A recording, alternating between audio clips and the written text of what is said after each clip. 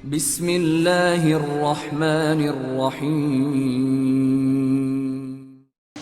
Bahkan kita dengar dari Bapak Haikal dulu tuh 2 tahun yang telah lewat yang mengarang lagu Syukur 17 Agustus ya, 17 Agustus itu semuanya habaib. Habib Hussein Al-Mutahhar dari Semarang ya.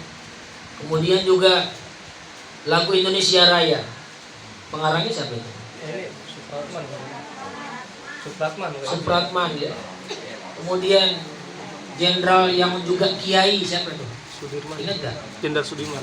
Jenderal Sudirman. Itu beliau tokoh kiai ulama. Subhanallah. Jadi kita nggak boleh menghilangkan sejarah. Siapa yang tidak mengenal sejarah maka dia akan dimakan dengan keadaan. Jadi kita nggak boleh melupakan. Karena terus terang perjuangan mereka yang luar biasa, kita tinggal menikmati perjuangan mereka. Kita nggak ada apa-apanya perjuangan kita dibandingkan perjuangan beliau-beliau semuanya. Makanya sangat naif andai kata kita tidak mengingat jasa mereka.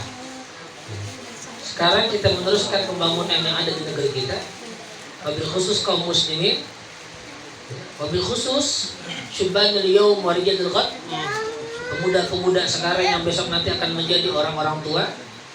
Manfaatkan kesempatan untuk menuntut ilmu. Insyaallah. Karena di masa yang akan datang keadaannya itu fitnahnya lebih besar daripada yang sekarang. Dibutuhkan keilmuan dan kekuatan iman. Tanpa keduanya maka kita akan tergerus dengan keadaan. Maka jangan lari dari majlis ta'lim dan majlis zikir. Karena majlis ta'lim dan majlis zikir tempat berkumpulnya pahlawan-pahlawan kita terdahulu, majlis ta'lim. Majlis ta'lim. Sebab di situ mereka berkumpul mencari solusi untuk kemerdekaan kita. Bahkan Pancasila itu hasil kesepakatan Hadratus Syekh Kiai Hasyim Asy'ari. Itu beliau yang memutuskan dari beberapa kali sidang akhirnya diputuskan Pancasila. Itu yang mencetuskan almarhum Hadratus Syekh Kiai Hasyim Asy'ari, salah seorang ulama kita. Jadi salah besar kalau ulama anti NKRI, salah besar. Justru banyak sekarang oknum-oknum yang mengaku Pancasilais, pada sebenarnya mereka merusak Pancasila itu sendiri. Mengaku nasionalis, padahal mereka sendiri yang merusak nasional itu sendiri.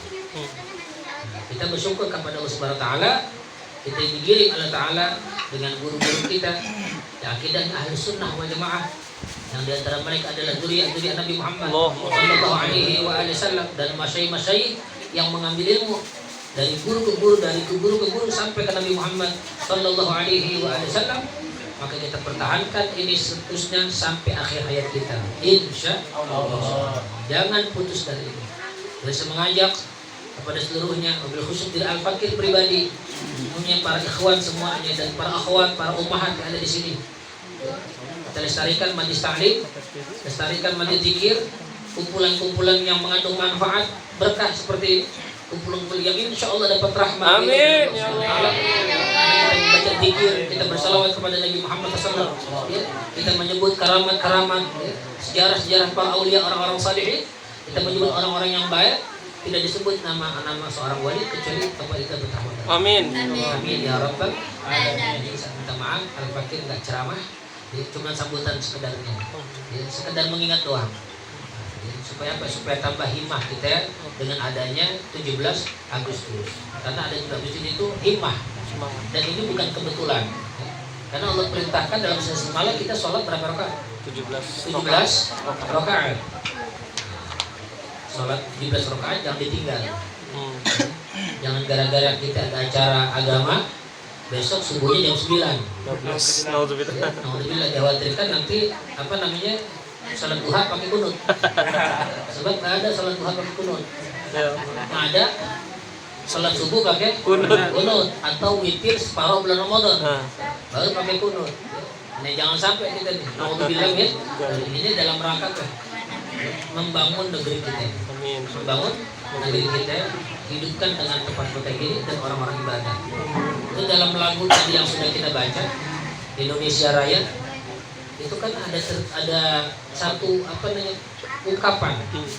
Beliau nyatakan Bang, bangunlah jiwanya, bangunlah raganya. Itu kan luar biasa isinya. Jadi tidak bisa orang itu membuat kebaikan kalau tidak dibangun hatinya dulu, jiwanya dulu dibangun, baru badannya. Kalau sekarang luarnya dulu dihidupin, dalamnya belakangan, makanya cakapruk. Banyak yang rusak, marokbal, banyak yang benang kusut, karena dalamnya nggak dibenahin, luarnya mulu dibenahin, imun mulu dibenahin, imannya kagak.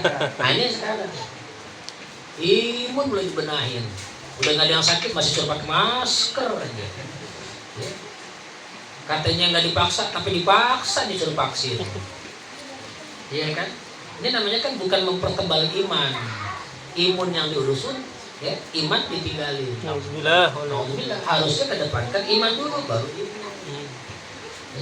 Tadi beliau sudah nyatakan, bangunlah jiwanya dulu, hatinya benerin, baru nanti zahirnya. Kalau dalamnya kotor, luarnya bakal kotor. Nabi sebutkan, ala inna fil jasadi mudghah, idza saluhat saluha sa'irul amal, wa idza fasadat fasada sa'irul amal, ala wahyal qalbu. Nabi bersabda, di dalam tubuh manusia ada sebongkah darah. Kalau sebongkah darah tadi bagus, maka amalnya bakal bagus. Tapi kalau sebongkah darah tadi rusak, maka amalnya akan rusak. Apa itu kata Rasulullah? Itulah hati.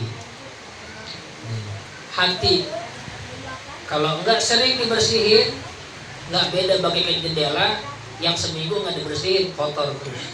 Begitu pula hati. Dan najis yang ada di hati itu lebih dahsyat daripada najis yang ada di luar. Najis mughalladhah, najis mutawassithah, najis mukhaffafah mudah untuk dihilangkan. Tapi lebih sulit lagi menghilangkan najis yang ada di hati. Berat. Karena orang bisa sampai ke hadratul Rasul sallallahu alaihi wasallam karena kebersihan hati. Orang sampai kepada hadratullah karena kebersihan hati, bukan karena banyak amal solehnya. Orang sampai ke hadratullah, sampai ke hadratul Rasul bukan karena banyak amalnya, tapi karena kebersihan hatinya. Kata Syekh Abdul Qadir Jailani radhiyallahu anhu, "Ma wasaltu ila Allah bi kasratis shalah wasyam."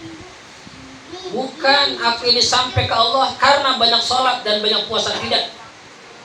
Walakin bisalamatis sadar wa sakhawatin nafas. Tapi aku sampai ke hadratullah karena Allah selamatkan hatiku dari penyakit hati. Ada keterangan tadi di dalam satu kitab. Orang dianggap riya kalau menginginkan jenazahnya disolatin sama orang banyak. Riya. Riya. Jadi ada riya saat hidup, ada riya mau mati.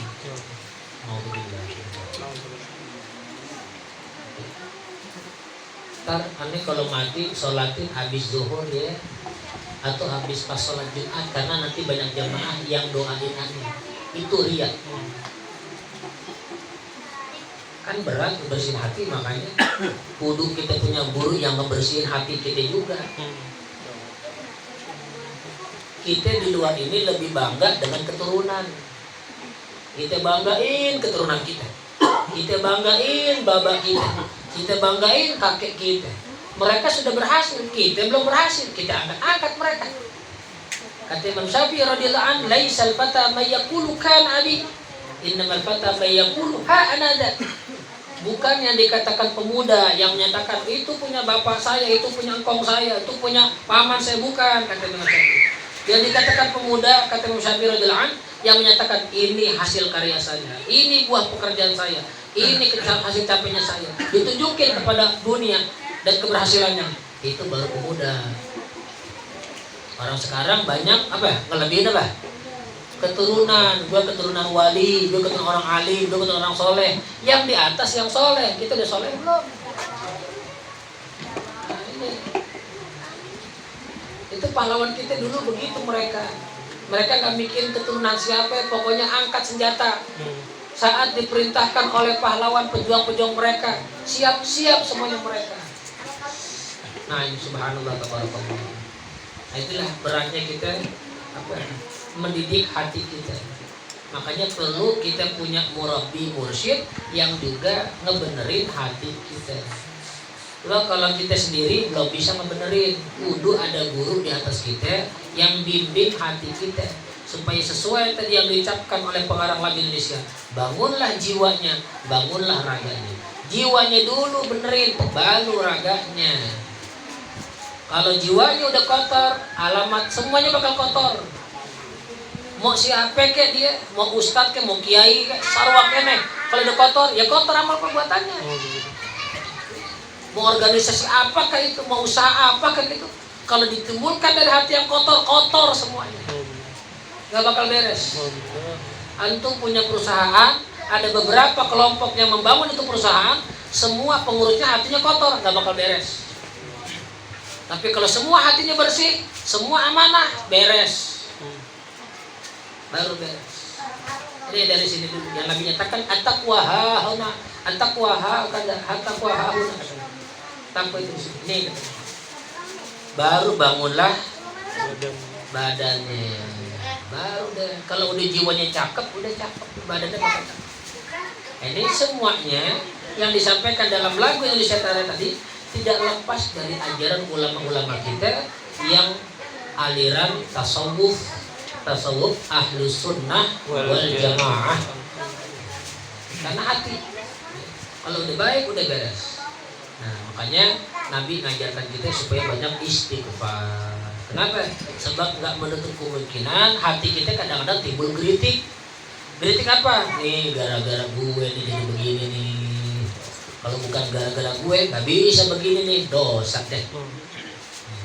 Nih gue nih yang banyak andil, yang lain mah kagak, dosa deh tuh hati kotor deh. Lihat guru kita Umar bin Ahmad Al-Attas. Bagaimana tawaduknya beliau. Ya. Guru kita Kiai Haji Mukhtar Haris Pamangkih, almarhum Kiai Mahfud Pamangkih, almarhum Kiai Abar Dahlan. Bagaimana tawaduknya beliau-beliau. Ya. Masya Allah tabarakallah. Itu tawaduk itu perlu. Kalau kita ada setitik ketakaburan, nah itu yang bikin menjerumuskan kita dan menghinakan kita dari dunia akhirat. Hilangkan sifat takabur. Karena kalau ada sifat takabur, kita nggak bakal sampai ke hadratullah, nggak bakal sampai. Masih kotor.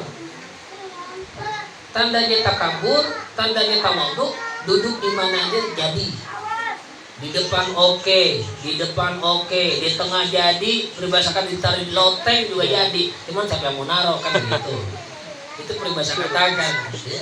Itu namanya tawaduk. Bukan tawaduk itu nunduk, bukan.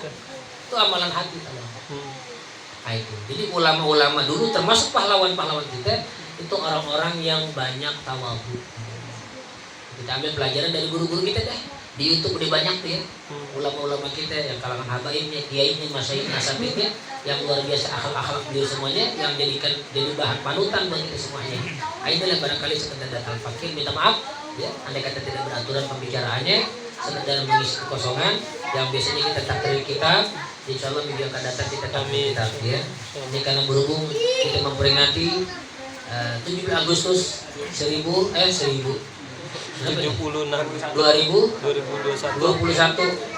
Masehi ya.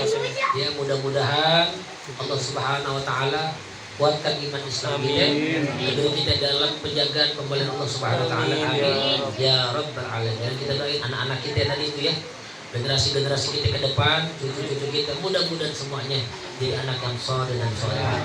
Ya, mudah-mudahan mereka nanti mewarnai pisangan baru dengan akidah ahlus sunnah wal jamaahnya, dengan akhlak Nabi Muhammadnya, akhlak ulama, akhlak ahlul bait Nabi Muhammad, akhlaknya para salihin. Dan mudah-mudahan mereka nanti yang menjadi pengusaha-pengusaha muslim yang memperhatikan kehidupan kaum muslimin. Amin ya rabbal alamin. Al-hadiniyah wa ala kulli niyah salihah wa ila hadratin nabi.